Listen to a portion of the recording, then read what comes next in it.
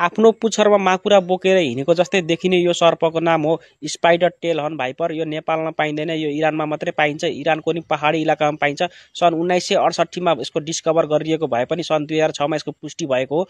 यो सर्पले आफ्नो पुच्छरलाई माकुराले जस्तै चलाइरहने र माकुरा जस्तै सम्झेर चराहरूले शिकार गर्न आउँदा उल्टै यसले चराको शिकार गरेर खाने गर्दछ। यो एकदमै विचित्र प्रजातिको सर्प हो। नेपालमा पाइने रसेल्स भाइपर जत्तिकै विषालु हुने गर्दछ।